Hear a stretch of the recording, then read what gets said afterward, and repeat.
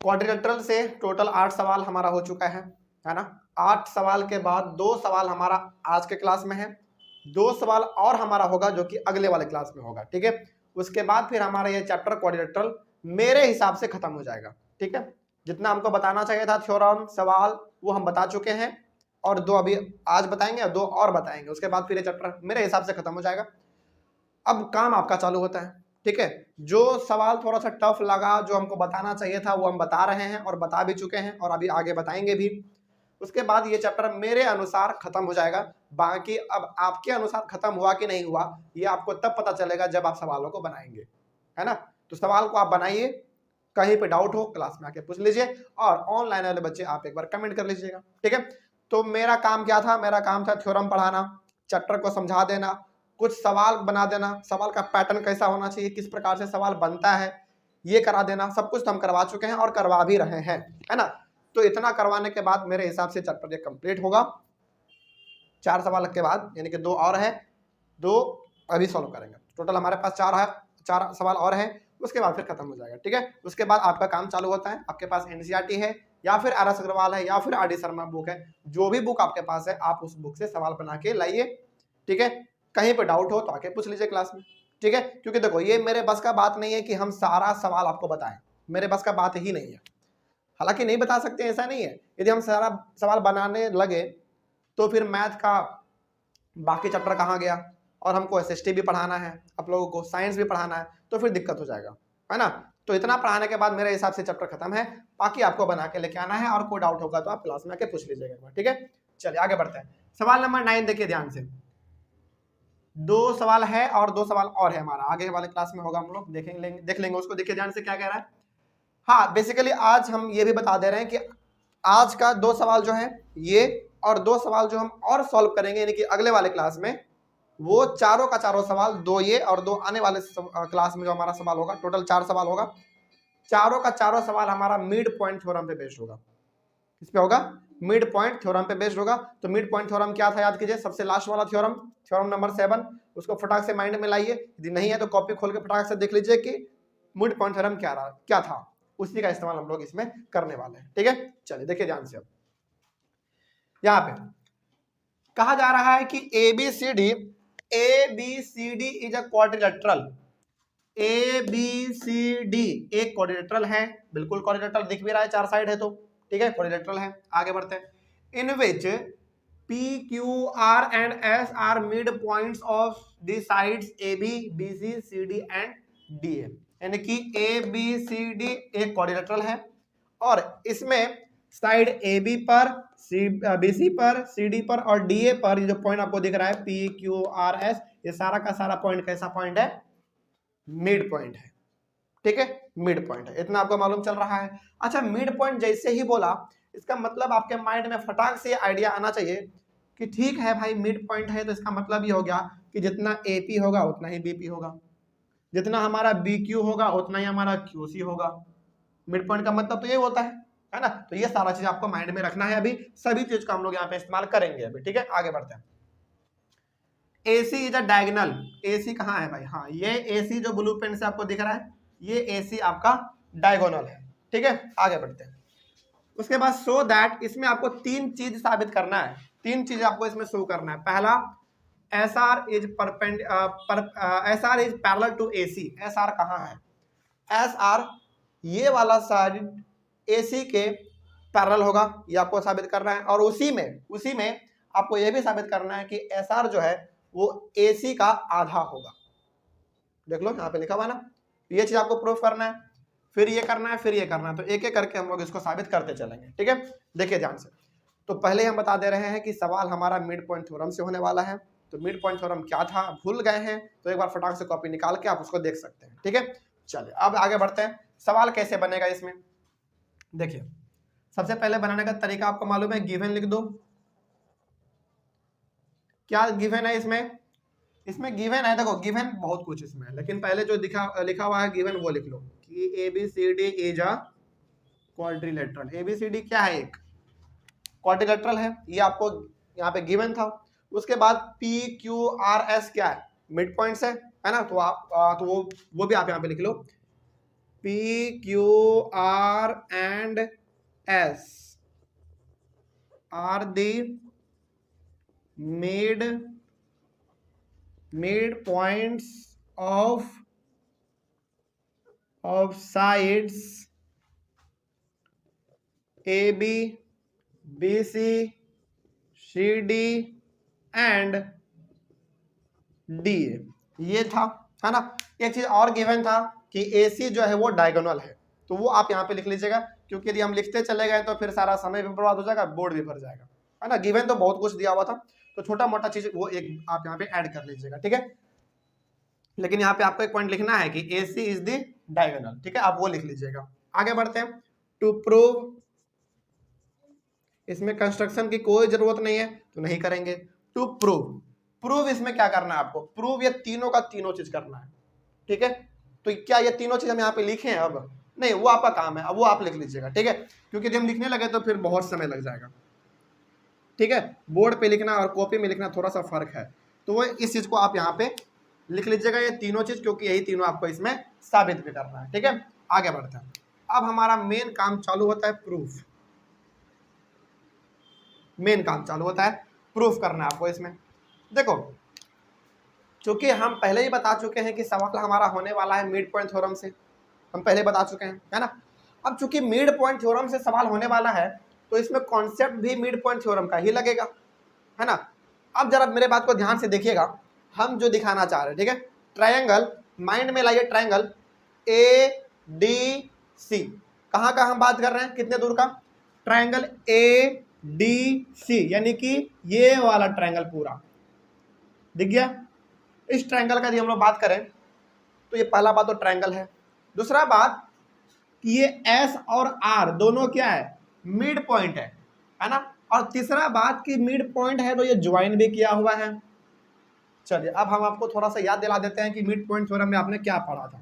आपने mid point theorem में ये पढ़ा था कि भाई देखो, एक ट्रायंगल होता था ABC नाम का, कुछ भी आप कर सकते हैं, ABC नाम का एक ट्रायंगल होता था, और इस साइड पे मिड पॉइंट होता था और इस साइड पे भी एक मिड पॉइंट होता था, और ये जो साइड हम जोड़ते थे ना, ये साइड इस साइड के पैरेलल भी होता था और आधा भी होता था।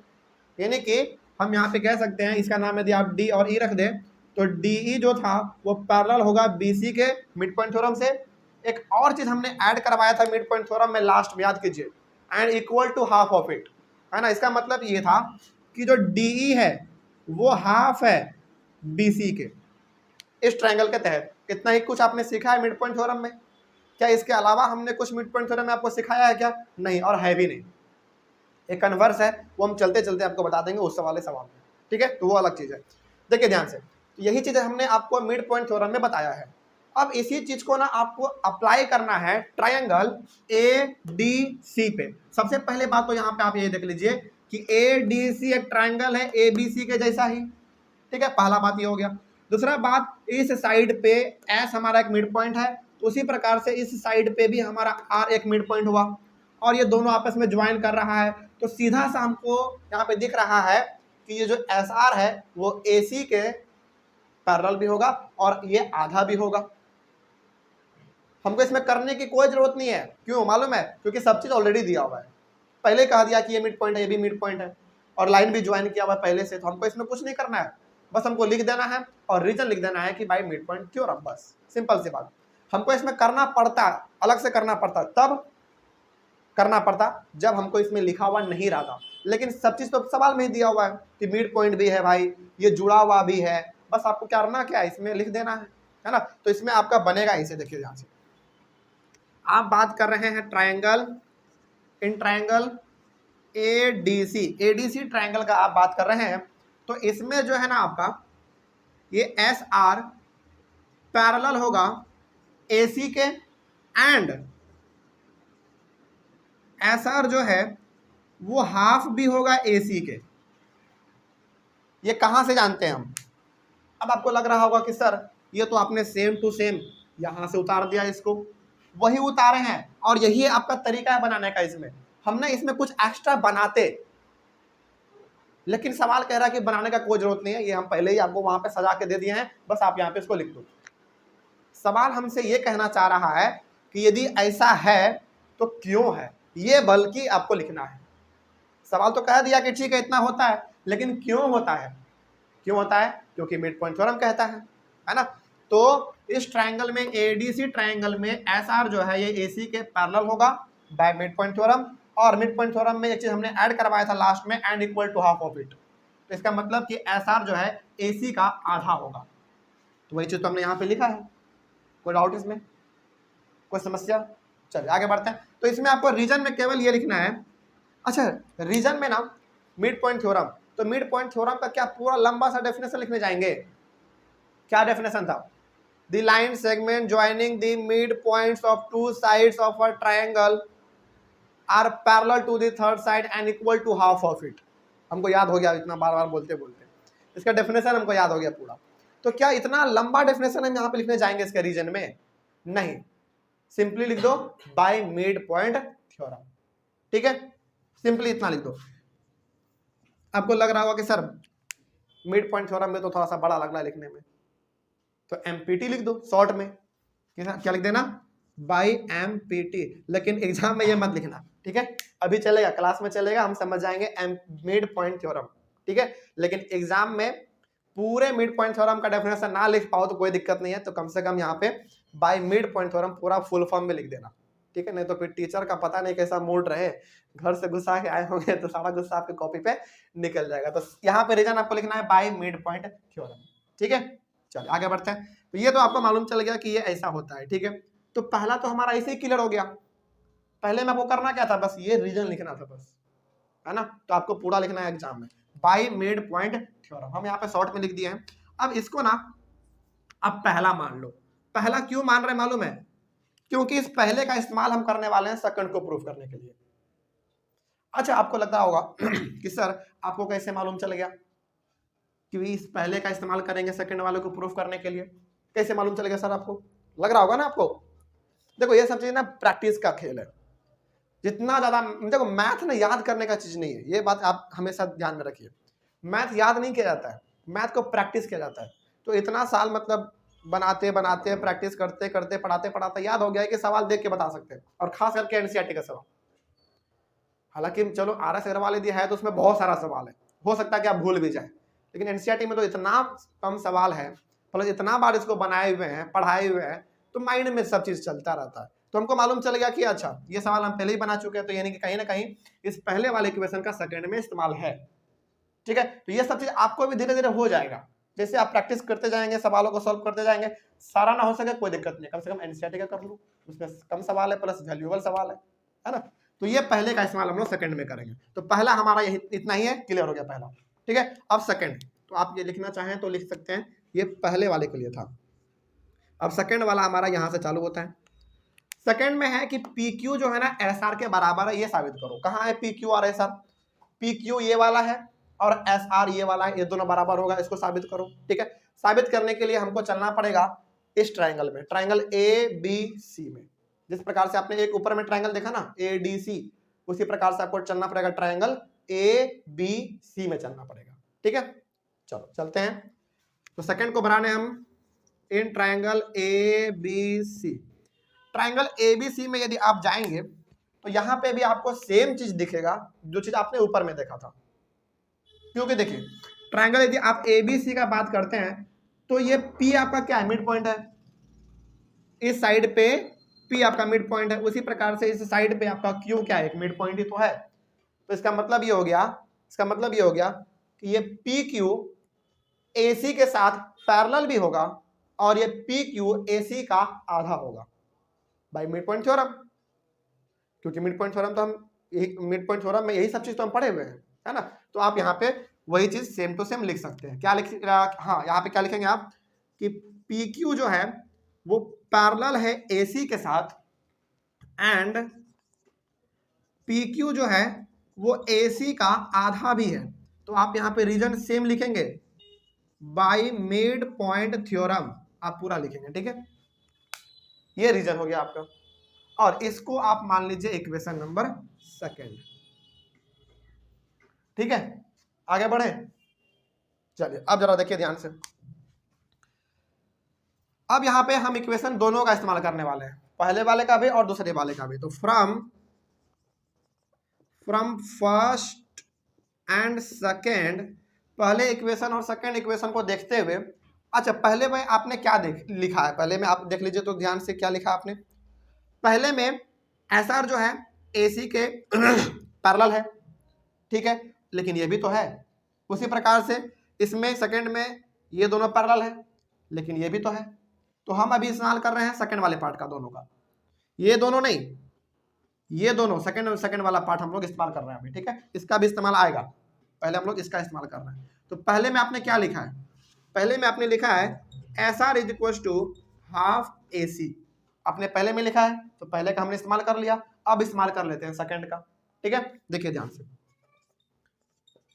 S R is equal to, अब बताइए क्या हम यहाँ पे हाफ ए सी के बदले, हाफ ए सी के बदले पी क्यू लिख सकते हैं क्या, बताइए जल्दी, हाँ या ना।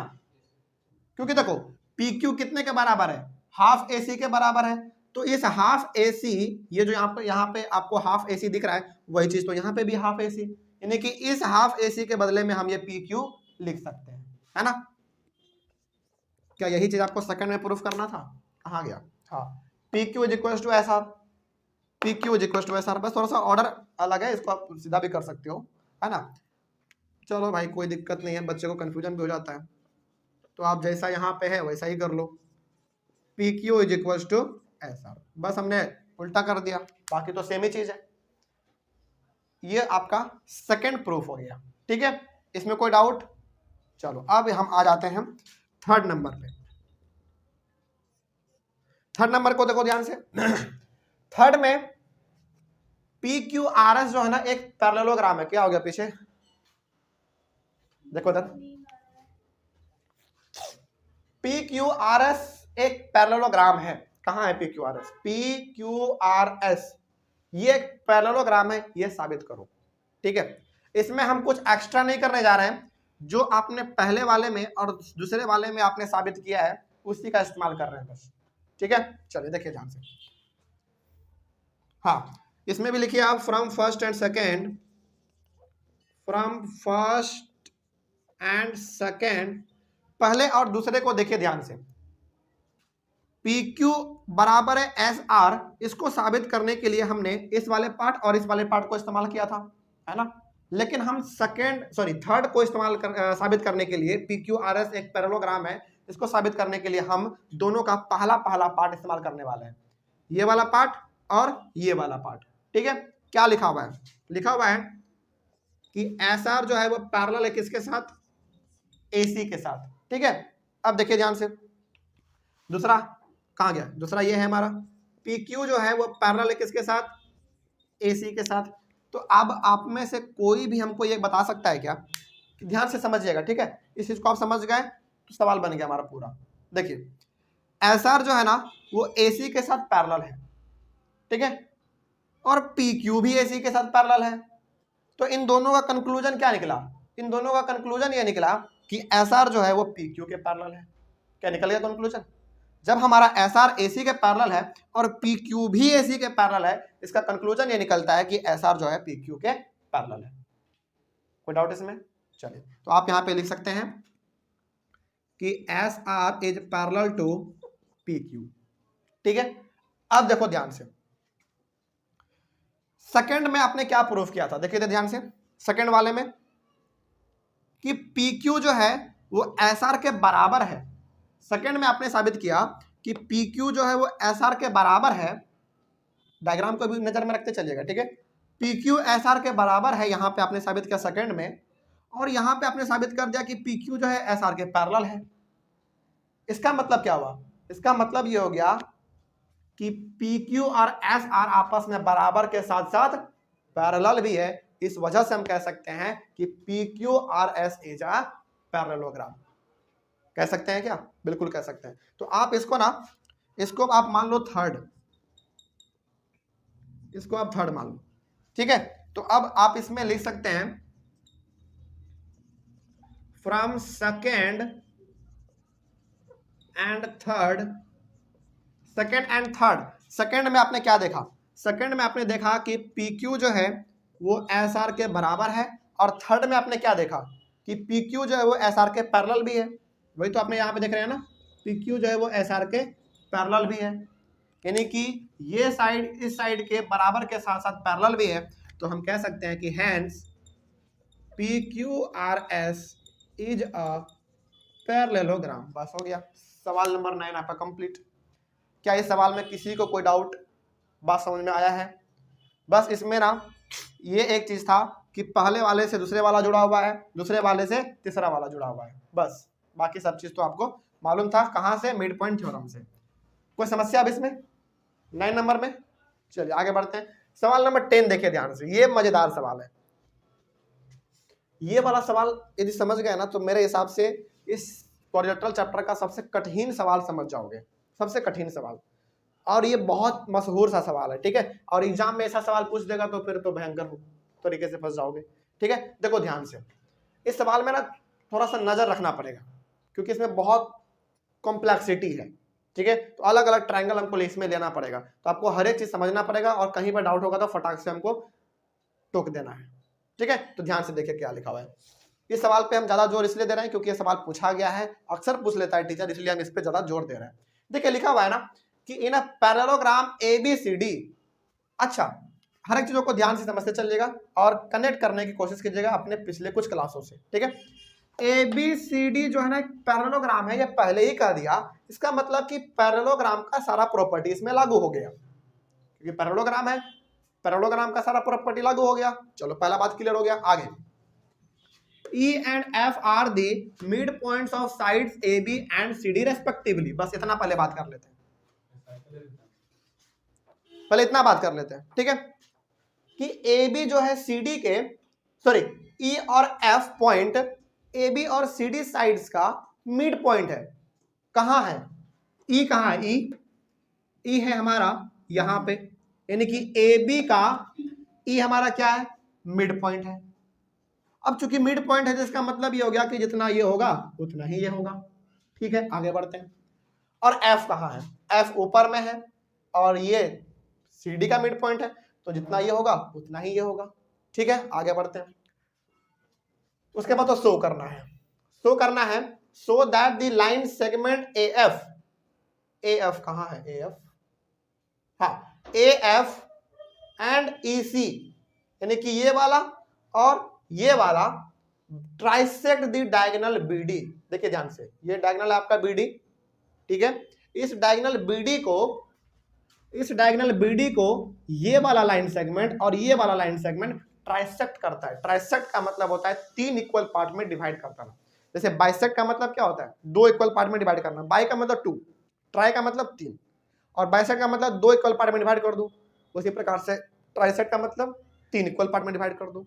तो आपको इसमें साबित यह करना है कि जो AF है और ये जो आपका EC है, ये डायगोनल BD को 3 इक्वल पार्ट में डिवाइड करता है, ठीक है।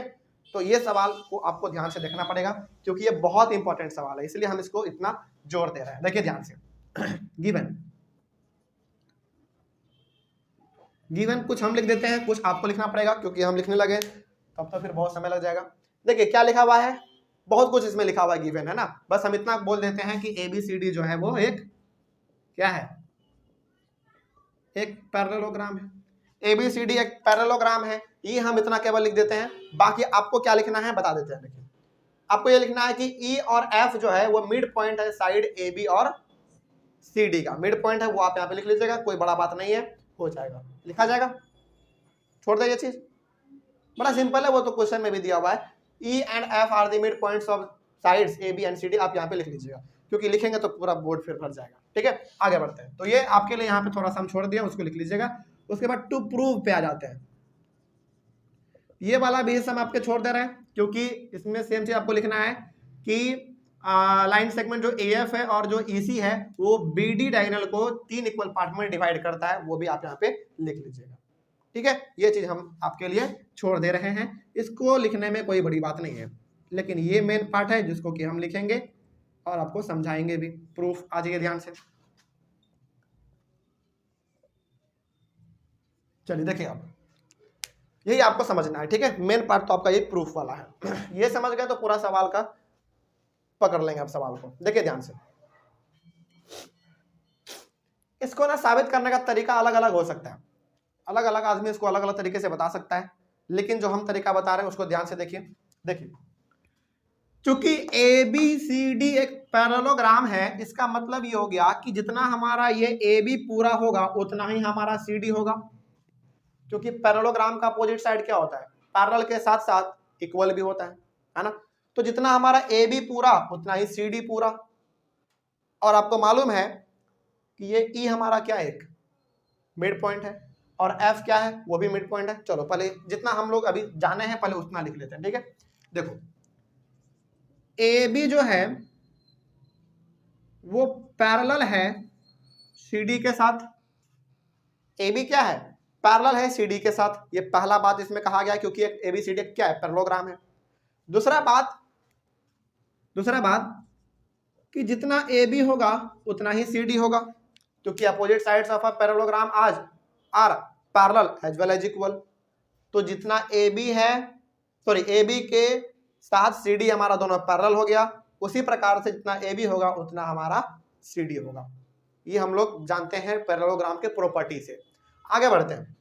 अब देखिए, जब हमारा इसको ना थोड़ा सा कनेक्ट कीजिएगा, ठीक है, समझिएगा, कॉमन सेंस। जितना यानी कि ए बी हमारा सी डी के साथ पैरेलल है, तो क्या ए ई एफ सी के पैरेलल होगा कि नहीं होगा। यानी कि ये पूरा साइड इसके पैरेलल है, तो इस साइड का ये छोटा सा हिस्सा और इस साइड का छोटा सा हिस्सा, ये दोनों भी आपस में क्या होंगे, पैरेलल होंगे, है ना। ये तो आपको मालूम है। चलो तो आप यहाँ पे लिख लो कि A E is parallel to F C, ये आपको मालूम चल गया। दूसरा ए बी जितना है उतना ही आपका सी डी है, और ये ई आपका मिड पॉइंट है। तो क्या इस वजह से हम कह सकते हैं कि जितना हमारा ये होगा ए ई उतना ही हमारा ये होगा। यानी कि देखो पैरेललोग्राम है, तो मान लो ये टोटल हमारा 10 सेंटीमीटर, ऊपर वाला भी 10 होगा, और ये मिड पॉइंट है, ये 5, ये भी 5, और ये भी पूरा 10 था, तो ये मिड पॉइंट है, तो ये भी 5, ये भी 5। यानी कि जितना ये होगा उतना ही ये होगा, ठीक है। तो आप यहाँ पे ये भी लिख लो कि जितना हमारा ए ई होगा उतना ही हमारा एफ सी होगा, ठीक है। अब यहाँ पे हम ना एक चीज आपको दिखाना चाहते हैं, वो ये आप थोड़ा सा गौर करेंगे इस लाइन को पूरे को, तो आपको नजर आएगा कि ए ई एफ सी के पैरेलल भी है और ए ई एफ सी के बराबर भी है। देख लो वही बात हमने यहाँ पे लिखा है। ए एफ सी ई के पैरेलल होगा। नहीं उधर अभी नहीं, उस पे आएंगे, पहले इधर देखो, पहले यहाँ पे पहले ये चीज देखो, ए ई एफ सी के पैरेलल हो गया, ए ई एफ सी के पैरेलल हो गया, और सेकंड में ए ई जो है वो एफ सी के बराबर भी हो गया। तो ये साइड इस साइड के पैरेलल के साथ साथ इक्वल भी है। इसका मतलब ये हो गया कि ए ई सी एफ एक क्या है, पैरेललोग्राम है। लिख सकते हैं, चलिए लिख लो आप यहाँ पे। तो so A E C F is a parallelogram. कहां से मालूम चला हमको, इस सेकंड वाले लाइन को देख लो। इसी के तहत हम कह सकते हैं कि ये जो पूरा आपका एक फिगर बन रहा है ए ई एफ सी, ये वाला पूरा ये एक पैरेललोग्राम है, ठीक है। ये आपको यहां तक मालूम चल गया, ठीक है। ये चीज आपको बहुत काम आएगा आगे, ठीक है। प्रूफ ये करना है कि ये जो डायगोनल है ना आपका बी डी, ये वाला पार्ट और ये वाला पार्ट तीनों इक्वल है। यानी कि डायगोनल आपका बी डी है, इस पूरा डायगोनल बी डी का ये वाला पार्ट और ये वाला पार्ट तीनों पार्ट इक्वल है। ये आपको साबित करना है, ठीक है। चलो इतना हम लोग कर दिए, आगे बढ़ते हैं। अब हम एक ट्राइंगल लेंगे, देखिए ध्यान से समझिएगा आप, ठीक है। यही हमारा मेन पार्ट है। इन ट्राइंगल हम ट्राइंगल लेने वाले हैं, पहला कौन सा देखिए, ए बी पी। कौन सा triangle, triangle A B P. In triangle A B P, A B P triangle का हम लोग बात करने वाले हैं, ठीक है। देखिए ध्यान से, ए बी और पी, इसमें यदि आप ध्यान से देखेंगे ट्राइंगल ए बी पी में, तो तुरंत आपने यहां पे लिखा है कि ए ई सी एफ जो है वो एक पैरेललोग्राम है। इसका मतलब ये हो गया कि ये ई क्यू और ए पी भी आपस में क्या होंगे, पैरेलल होंगे। यानी कि ये पूरा हमारा पैरेलल है, तो ये आधा हिस्सा और ये आधा हिस्सा भी हमारा क्या होगा, पैरेलल ही होगा, है ना। तो आप यहाँ पे लिख लो कि EQ जो है वो पैरेलल है AP के साथ, पैरेलल है, मालूम चल गया। हम ट्रायंगल, देखो अभी ना आपके माइंड में केवल एक ही ट्रायंगल आना चाहिए, कौन सा, ABP, इसी के ऊपर सारा काम करना है आपको, तो पहले इसको ध्यान में रखो। तो इस ट्रायंगल के ऊपर हमको काम करना है, तो EQ AP के पैरेलल हो गया, हमको मालूम चल गया कहां से, क्योंकि हमने यहाँ पे साबित कर दिया है कि AECF जो है एक पैरेललोग्राम है, इतना मालूम चल गया। अब आगे आगे E हमारा क्या था, कोई बता सकता है, मिड पॉइंट था E, किसका, AB का, है ना। तो आप यहां पे ये भी लिख लो कि E इज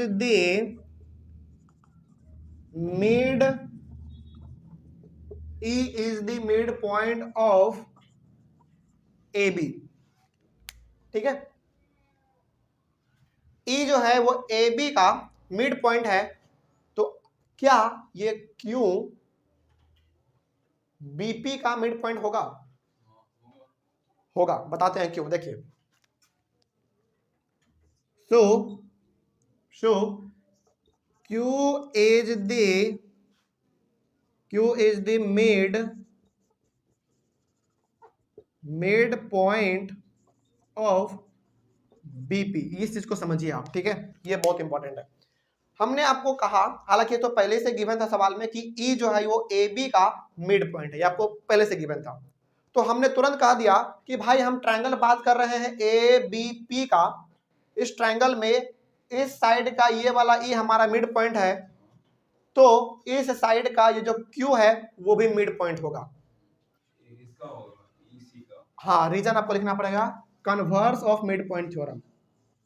अब बताते हैं कि कन्वर्स क्या है मिड पॉइंट थ्योरम का, converse of mid point theorem, mid point theorem converse. देखो इसी का इस्तेमाल करेंगे जो हमने पहले लिखा है, ठीक है। देखो मिड पॉइंट थ्योरम क्या कहता था, मिड पॉइंट थ्योरम ये कहता था कि देखो भाई, ट्रायंगल के दो साइड पे जब आप मिड पॉइंट बनाओगे, ठीक है, और उन दोनों को आपस में मिला दोगे, तो जो लाइन आपका क्रिएट होगा ना, वो लाइन इस लाइन के पैरेलल होगा, ये मिड पॉइंट कहता था।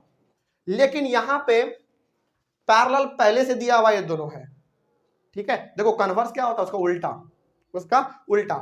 मिड पॉइंट थ्योरम में आप ये साबित करते थे कि दो पॉइंट को आपस में मिलाएंगे तो जो लाइन हमारा बनेगा वो लाइन इस लाइन के पैरेलल होगा, यही आप साबित करते थे, पैरेलल आप साबित करते थे मिड पॉइंट थ्योरम में। लेकिन यहाँ पे पैरेलल पहले से गिवन है, ये जो है ये इसके पैरेलल है, पहले से गिवन है, तो हमको साबित क्या करना है कि ये इसका क्या है, मिड पॉइंट है।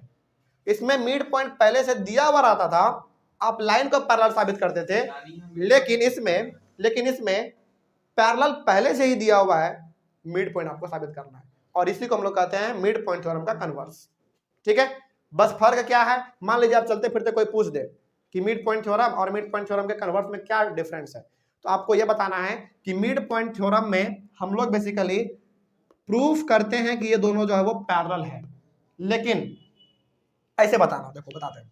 मिड पॉइंट थ्योरम में ये हम लोग बताते हैं कि मिड पॉइंट हमको पहले से दिया हुआ रहता है और हम साबित करते हैं कि ये दोनों आपस में पैरेलल है। लेकिन converse of mid point theorem में क्या करते हैं, पैरेलल पहले से दिया रहता है, मिड पॉइंट हम साबित करते हैं। वही हमने यहाँ पे किया है कि जब ये वाला लाइन इस लाइन के पैरेलल है और ये E हमारा मिड पॉइंट है AB का, तो Q भी मिड पॉइंट होगा BP का। Reason converse of mid point theorem, converse, simple बात, याद रहेगा। चलिए, तो ये चीज हमारा हो गया, आगे बढ़ते हैं। तो यहां पे आपने लिख दिया कि Q is the mid point of BP, BP का जो है वो मिड पॉइंट हो गया Q।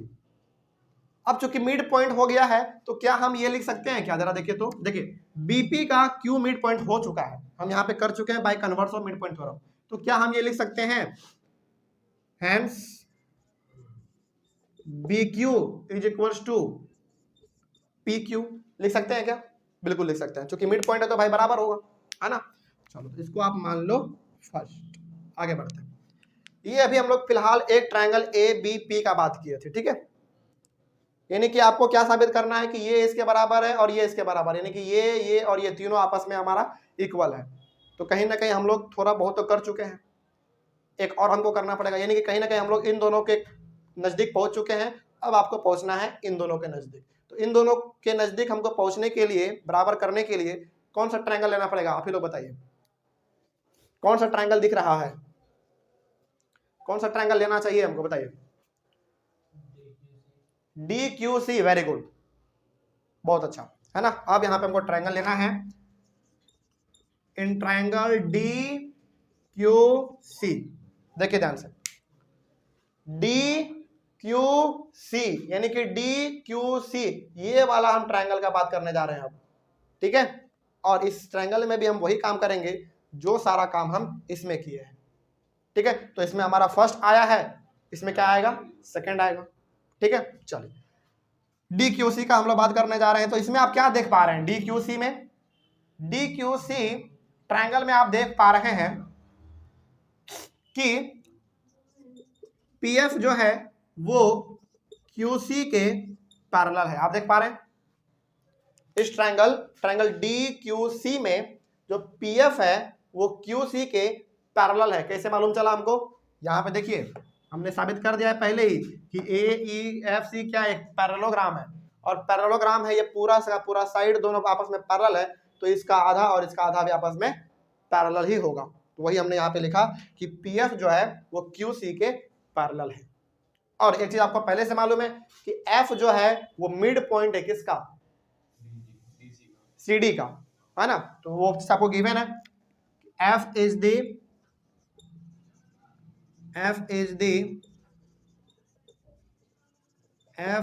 mid point of CD। F जो है वो CD का मिड पॉइंट पहले से गिवन है। तो अब आप बताइए कि जब ये वाला साइड इस साइड के पैरेलल है और ये वाला मिड पॉइंट है CD का, तो क्या DQ का ये P वाला पॉइंट भी मिड पॉइंट होगा कि नहीं होगा? बिल्कुल होगा। रीजन क्या लिखेंगे? Converse of mid point theorem. तो आप यहां पे लिख सकते हैं कि सो P is the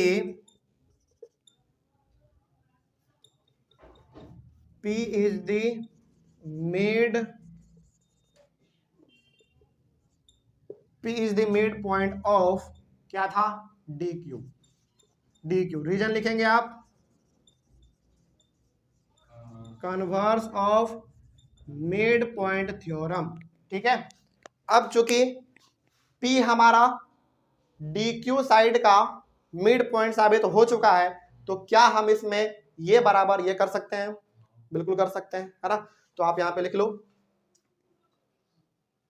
हाँ आप यहाँ पे कर सकते हैं कि जितना हमारा PQ होगा उतना ही हमारा DP होगा, ठीक है। और ये हो गया आपका इक्वेशन नंबर सेकंड। और यदि आपके पास टाइम है, आप इन दोनों को यदि मैच करेंगे ना, तो दोनों ट्रायंगल में हमने सेम काम किया है, दोनों में बिल्कुल सेम काम किया है। लिखने का लिख सकते हैं, लेकिन यहाँ पे आपको ये साबित करना है तो थोड़ा सा चलना पड़ेगा स्टेप के साथ, ठीक है। चलिए आगे बढ़ते हैं। अब ये काम हम आप पे छोड़ रहे हैं, क्योंकि ये बहुत ही जनरल सा चीज है और आप हमको लगता है देख के ही बता सकते हैं। क्या देख के बता सकते हैं? देखिए, आप पहले वाले को ध्यान में रखिए, इक्वेशन पहले को और सेकंड को देखिए, इक्वेशन फर्स्ट और इक्वेशन सेकंड को देखिए। इसमें से आप कंक्लूजन क्या निकाल पा रहे हैं? इसमें आप कंक्लूजन क्या निकाल पा रहे हैं? देखिए, कंक्लूजन आप ये निकाल पा रहे हैं कि जो BQ है वो PQ के बराबर है। कहाँ है BQ और PQ? BQ ये हमारा हो गया, ये बराबर है किसके?